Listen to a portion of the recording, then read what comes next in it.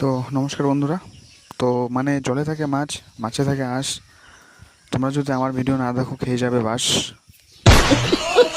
তো সকালে ঘুম থেকে একদম অলৌকিকভাবে ওঠার পর আমি নিজেকে বাজারের সামনে উপস্থিত করলাম এবং ভাবলাম যেহেতু সকালে উঠে গেছি তো একটু যাই মাঠে ফাটে গিয়ে একটু এক্সারসাইজ করি, একটু শরীরের যত্ন নিই। তো তার আগে আমি মাঠে যাওয়ার আগে আমি তাদেরকে খুঁজছিলাম, চারিদিকে খুঁজলাম কিন্তু খুঁজে পেলাম না। তো ফাইনালি দেখা হয়ে গেল ওর। তো এদেরকে সকাল সকাল হালকা খাবারের ব্যবস্থা করতে।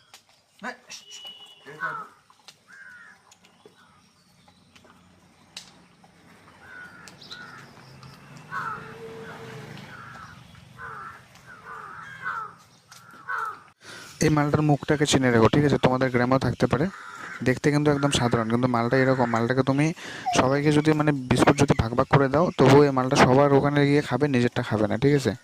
মালটা এটাকে বলে বন্ধু স্বার্থহীন ভালোবাসা। যেই ভালোবাসাটা তুমি মানুষের মধ্যে পাবে না।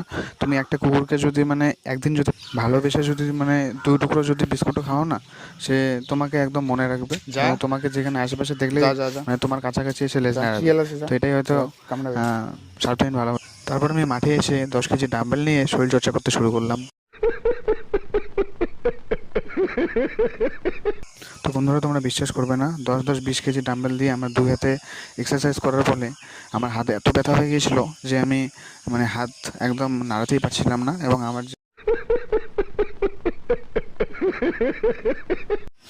তো বন্ধুরা, এক্সারসাইজ করার পর বাড়ি যাওয়ার পথে আমি দেখলাম এত সুন্দর একটা কচু বাগান। তো ভাবলাম তোমাদেরকে দেখাবো কি দেখাবো না, কিন্তু আমি ভাবলাম যেহেতু আমার দিনটা খুব ভালোই গেল, কচু বাগান দেখলে নাকি দিনকাল ভালো যায়, ওই জন্য আমি তোমাদেরকেও দেখালাম আর কি।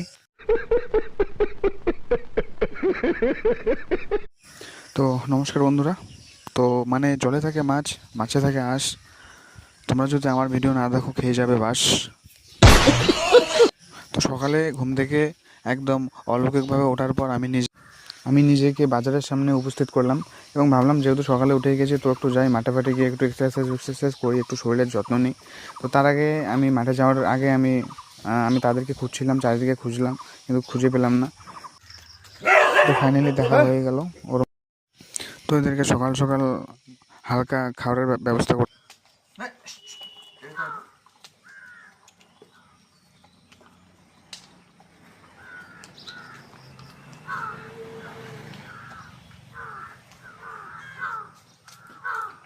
এই মালটার মুখটাকে চিনে রেখো, ঠিক আছে? তোমাদের গ্রামেও থাকতে পারে, দেখতে কিন্তু একদম সাধারণ, কিন্তু মালটা এরকম। মালটাকে তুমি সবাইকে যদি বিস্কুট যদি ভাগ ভাগ করে দাও তবুও এই মালটা সবার ওখানে গিয়ে খাবে, নিজেরটা খাবে না, ঠিক আছে? মালটা এটাকে বলে বন্ধু